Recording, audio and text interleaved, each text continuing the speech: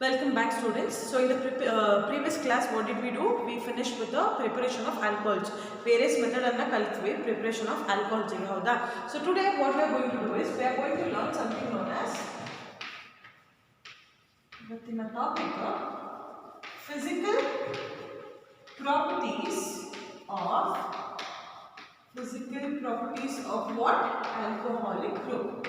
Within a topic of physical properties of alcohols. Usually ಏನಾಗುತ್ತೆ ಅಂದ್ರೆ physical properties ನಮ್ಮ ಮಕ್ಕಳು ಕಲಿಯೋದನ್ನ ಮರ್ತು ಬಿಡ್ತಾರೆ. ಅಂದ್ರೆ ಬೇಸಿಕಲಿ ಏನಾಗುತ್ತೆ ಅಂದ್ರೆ ಇದು ಜನರಲ್ ಟಾಪಿಕ್ ಕ್ವೆಶ್ಚನ್ಸ್ ಕೇಳಲ್ಲ ಅಂತ ಇದನ್ನ ಓದೋದೇ ಇಲ್ಲ. ಬಟ್ ಇಲ್ಲಿ ಏನಾಗುತ್ತೆ ಅಂದ್ರೆ sometimes what happens, sometimes ಅಲ್ಲ ಮೋಸ್ಟ್ ಆಫ್ ದ ಟೈಮ್ಸ್ ಏನು ಮಾಡ್ತಾರೆ ಅಂದರೆ ಯಾವುದಾದ್ರೂ ಒಂದು ಕಾಂಪೌಂಡ್ ಅನ್ನು ತಗೊಂಡ್ಬಿಟ್ಟು ಅದ್ರ ಬೇಸಿಸ್ ಮೇಲೆ ಫಿಸಿಕಲ್ ಪ್ರಾಪರ್ಟೀಸನ್ನು ಕೇಳ್ತಾರೆ. So you have to learn this is important. ನಾವು ಫಿಸಿಕಲ್ ಪ್ರಾಪರ್ಟೀಸನ್ನ ನಾವು ಯಾಕೆ ಕಲಿಬೇಕು, what is the importance of this? Basically ನಾವು ಫಿಸಿಕಲ್ ಪ್ರಾಪರ್ಟೀಸ್ನ ಯಾಕೆ ಕಲಿಬೇಕಂದ್ರೆ it deals with something known as hydrogen bonding. ಏನಿರುತ್ತೆ ಇಲ್ಲಿ ಫಿಸಿಕಲ್ ಪ್ರಾಪರ್ಟೀಸಲ್ಲಿ usually it has something to do with hydrogen bonding. Now what do you mean by hydrogen bonding? What kind of a bond is that? Physical properties alli hydrogen bonding bartide anta ಹೇಳ್ತಿದ್ದೀನಿ. What kind of hydrogen bonding? That is intermolecular hydrogen bonding. What is it? It is intermolecular hydrogen bonding. Now what do you mean by hydrogen bonding? Andre it is a kind of bonding which is present between hydrogen and the most electronegative element. Now most electronegative element andre ನಾನು ಯಾವ್ದಾದ್ರು ತಗೊಳ್ಳಬಹುದು. It can be either fluorine, it can be oxygen or it can be nitrogen. So hydrogen ಮತ್ತೆ ಯಾವ್ದಾದ್ರು electronegative element ಜೊತೆ bonding ಇದ್ರೆ intermolecular ಅಂದ್ರೆ between two molecules. It can be only between two molecules. ಅದನ್ನ ನಾವು ಏನಂತ ಹೇಳ್ತೀವಿ? hydrogen bonding ಅಂತ ಹೇಳ್ತೀವಿ. Suppose I have to take example water. H2O ಇಲ್ಲಿ ಮತ್ತೆ ಇಲ್ಲಿ H2O. Now there is a kind of bonding between oxygen and hydrogen. Oxygen is electronegative element and here hydrogen is there. ಅದನ್ನ ನಾವು ಏನಂತ ಹೇಳ್ತೀವಿ? hydrogen bonding ಅಂತ ಹೇಳ್ತೀವಿ. Now suppose next example ammonia NH3 ಮತ್ತೊಂದು NH3 that is between hydrogen and nitrogen. ಅದು ಕೂಡ ಒಂದು ಎಕ್ಸಾಂಪಲ್. ಹೈಡ್ರೋ ವಾಟರ್ ಆಯಿತು, ಅಮೋನಿಯಾ ಆಯಿತು, ನೆಕ್ಸ್ಟ್ ಮೆಥನಾಲ್ CH3OH, ನೆಕ್ಸ್ಟ್ ಇಲ್ಲಿ CH3OH. ಅರೇಂಜ್ಮೆಂಟ್ ಮಾಡಿ ಇಲ್ಲಿ between hydrogen and oxygen. This is also kind of hydrogen bonding. Next hydrogen fluoride ತಗೊಂಡ್ರೂ ಬರುತ್ತೆ ನೋಡಿ, here HF. So there is a bonding between hydrogen and fluorine. That is there is a kind of bonding ಅಲ್ವಾ. ಇದನ್ನ ನಾವೇನಂತ ಹೇಳ್ತೀವಿ? intermolecular hydrogen bonding ಅಂತ ಹೇಳ್ತೀವಿ. So in order physical properties ಅನ್ನು ಯಾಕೆ ಕಲಿಬೇಕು ಅಂದ್ರೆ based on this we are learning based on what? hydrogen bonding basis ಮೇಲೆ ನಾವು ಏನನ್ನ ಕಲಿತಿದ್ದೀವಿ? physical properties ಅನ್ನು ಕಲಿತಿದ್ದೀವಿ. ಈಗ hydrogen bonding important. Now in hydrogen bonding the first topic what we are going to learn is first ಯಾವ physical ಪ್ರಾಪರ್ಟಿನ ಕಲಿತೀವಿ ಅಂದ್ರೆ solubility. ಯಾವುದನ್ನ? Solubility in water. First physical property ಯಾವುದು? Solubility of alcohol in what? In water. Now before I tell you about the solubility, you should know one thing.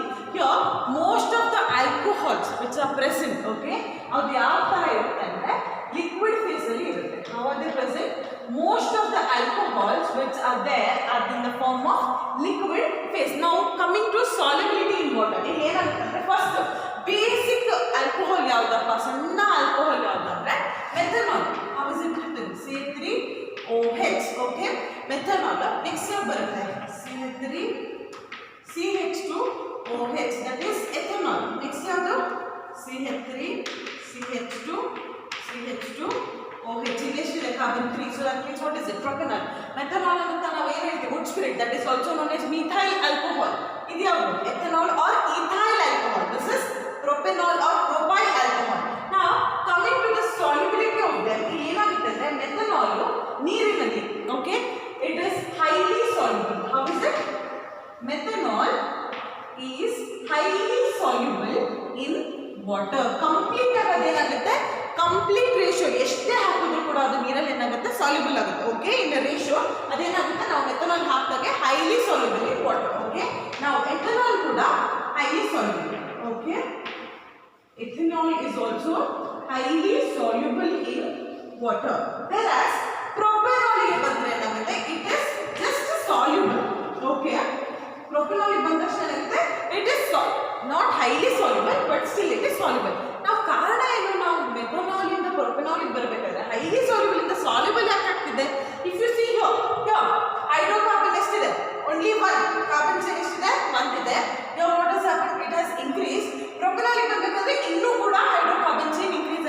that means with the increase in the hydrocarbon chain, okay, ಏನಾಗುತ್ತೆ ನನ್ನ solubility decrease ಆಗ್ತಾ ಬರುತ್ತೆ. ನಾವು ಯಾವುದೇ basis ಮೇಲೆ hydrocarbon chain increase ಆದಂಗೆ ನಾನು ಅದೇನಾಗುತ್ತೆ ಸಾಲ್ಯುಬಿಲಿಟಿ ಡಿಕ್ರೀಸ್ ಆಗುತ್ತೆ ಅಂತ ಹೇಳಿದ್ನ. What you have to know, ಏನಕ್ಕೆ ಸಾಲ್ಯುಬಲ್ ಆಗ್ತಿದೆ ನನ್ನ alcohols water ಅಂದ್ರೆ first thing is you have to know here we find something known as OH group. This is hydrophilic in nature. ಈ OH group ಏನಿದೆಯೋ ಏನಾಗಿದೆ ಅದು hydrophilic in nature, whereas this hydrocarbon ಇದೇನಿದೆಯೋ this is hydrophobic in nature. ಏನಾಗಿರುತ್ತೆ hydrophobic. Now what is the difference? Hydrophilic ಅಂದ್ರೆ ನೀರಿನ ಮೇಲೆ love ಆಯ್ತಾ, hydrophilic that likes water ಅದನ್ನ ಏನಂತ ಹೇಳ್ತೀವಿ hydrophilic, whereas carbon chain ಏನು fear of water, hydrophobic. fear, phobia ಅಂದ್ರೆ ಏನು fear of water, ಅದಕ್ಕೆ ನೀರು ಇಷ್ಟ ಇರೋದಿಲ್ಲ. ಸೊ ಇಲ್ಲೇನಾಗುತ್ತೆ ಇಲ್ಲಿ ಈಕ್ವಲ್ ಅಮೌಂಟ್ ಇದೆ, ಸೊ ಆಟೋಮೆಟಿಕ್ ಆಗಿ ಇದು ಇದಾಗುತ್ತೆ ಡಿಸಾಲ್ವ್ ಆಗುತ್ತೆ. whereas here also a little bit more carbon, it is still soluble. but when I come to ಇಲ್ಲಿ ಏನಾಗುತ್ತೆ ಪ್ರೊಪನಾಲಿಕ್ ಬಂದಾಗ ಕಾರ್ಬನ್ ಚೈನ್ ತುಂಬಾ ಜಾಸ್ತಿ ಇರೋದ್ರಿಂದ ಅಷ್ಟಾಗಿ ಸಾಲ್ಯುಬಲ್ ಆಗೋದಿಲ್ಲ. So what happens with the increase in carbon chain my solubility goes on decreasing. ನಾವು you know oil, ಹೌದಾ, ಆಯಿಲ್ ಏನಾಗುತ್ತೆ ನಾವು ನೀರಲ್ಲಿ ಹಾಕಿದ್ರೆ ಏನಾಗುತ್ತೆ ಡಿಸಾಲ್ವ್ ಆಗುತ್ತಾ? No, it forms separate layer only, ಹೌದಾ. ಆಯಿಲ್ ಏನು ಮಾಡುತ್ತೆ ನಾವು ನೀರಲ್ಲಿ ಹಾಕಿದ ತಕ್ಷಣ ಮೇಲೆ ತೇಲುತ್ತೆ, right. I know why, because it is an hydrocarbon, ಅದು ಡಿಸಾಲ್ವ್ ಆಗೋದಿಲ್ಲ. ಅದನ್ನೇ ನಾನು ಹೇಳ್ತಿರೋದು more than hydrocarbons less is the solubility. ನಾವು let me take one example. Suppose ಇಲ್ಲಿ ಇದನ್ನು ತಗೊಳ್ತೀವಿ C2H5OH ಅಂತ, ಇದನ್ನ ಏನಂತ ಹೇಳ್ತೀವಪ್ಪ ಎಥನಾಲ್ ಅಂತ ಹೇಳ್ತೀವಿ. ನಾವು I take one more compound CH3OCH3.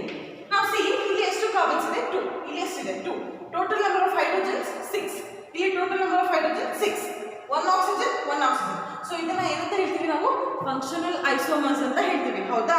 ಇಲ್ಲಿ ನೋಡಿದ್ರೆ ಐಸೋಮರಿಸಮ್, ಫಂಕ್ಷನಲ್ ಐಸೋಮರಿಸಮ್ ಇದೆ. ಏನಾಗಿದೆ ಎರಡರದ್ದು ಕೂಡ molecular formula same, but there are different functional groups. See then, this is known as ethanol, right? This is ethanol, whereas idana ನಾನು ಏನಂತ ಹೇಳ್ತೀನಿ, this is known as what is it? ether.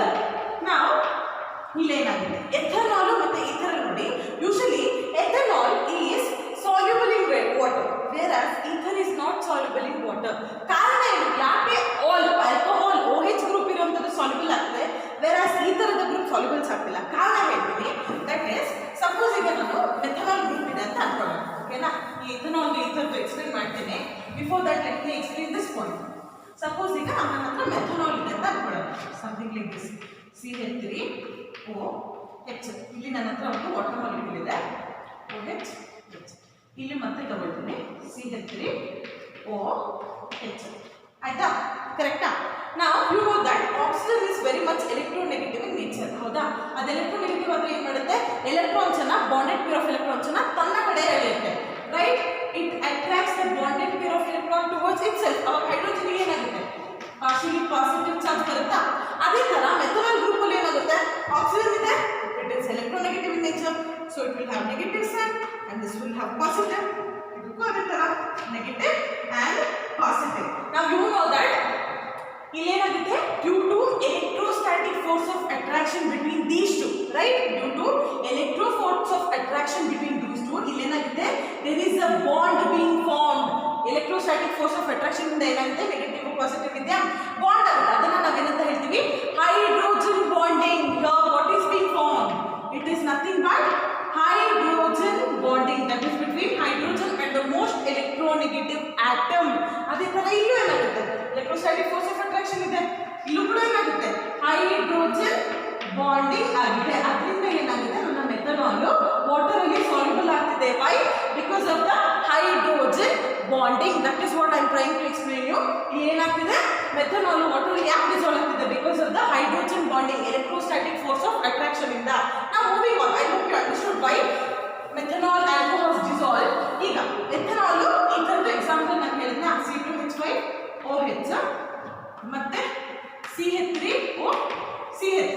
Okay, ಈಗ ನೋಡಿ ನಾನು ಏನು ಹೇಳಿದೆ, ethanol water ಅಲ್ಲಿ dissolve ಆಗುತ್ತೆ, whereas my ether will not dissolve in water. ಕಾರಣ ಏನಂದ್ರೆ if you see ethanol group there is hydrophilic group OH ಇದೆ which can form hydrogen bonding, right? OH hydrophilic group ಇರೋದ್ರಿಂದ it dissolves in water, whereas I consider ether electronegative group ಏನೋ ಇದೆ but do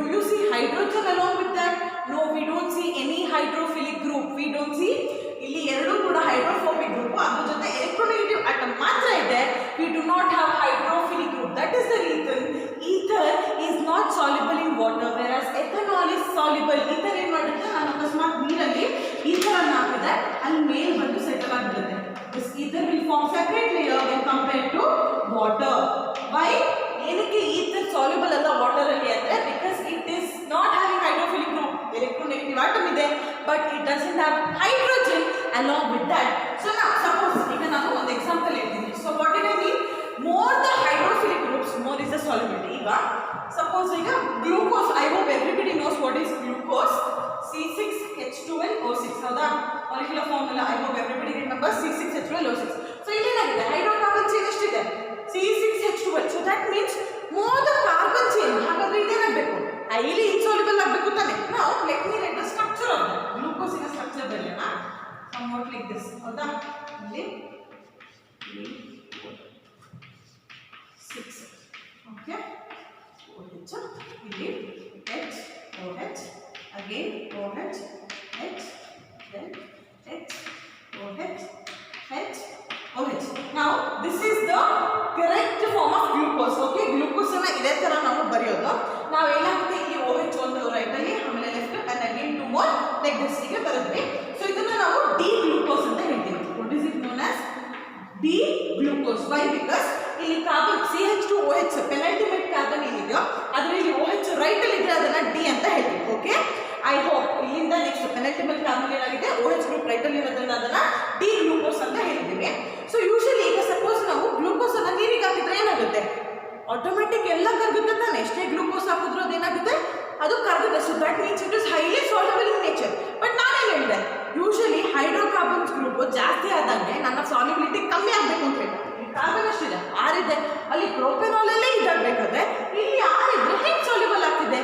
reason is if you see here along with carbon ಇಲ್ಲಿ ಏನಾಗಿದೆ how many hydroxyl groups do I have? 1 2 3 4 5. so that means ಇಲ್ಲಿ ನನ್ನ hydrophilic groups ಎಷ್ಟಿದೆ 5 ಇದೆ. so that means more the number of hydrophilic groups more is the solubility. hydrocarbon chain ಎಷ್ಟೇ ಇರಲಿ more the number of hydrophilic groups OH group ಎಷ್ಟು ಜಾಸ್ತಿ ಇರುತ್ತೋ ಅಷ್ಟು ನಮ್ಮ ಸಾಲ್ಯುಬಿಲಿಟಿ ಜಾಸ್ತಿ ಆಗುತ್ತಾ ಹೋಗುತ್ತೆ. ಅದಕ್ಕೆ sugar C12 H22 O11 though it has these many number of hydrocarbons since there are around 8 OH group it is highly soluble in water. ಸಕ್ಕರೆ ಆದ ತಕ್ಷಣ ನೀರಿಗೆ ಯಾಕೆ ಕರಗುತ್ತೆ? that is because of the presence of OH group. so hydrophilic groups ಜಾಸ್ತಿ ಆದಂತೆಗೆ ನನ್ನ solubility ಏನಾಗಬೇಕು increase ಆಗ್ತಾ ಹೋಗಬೇಕು.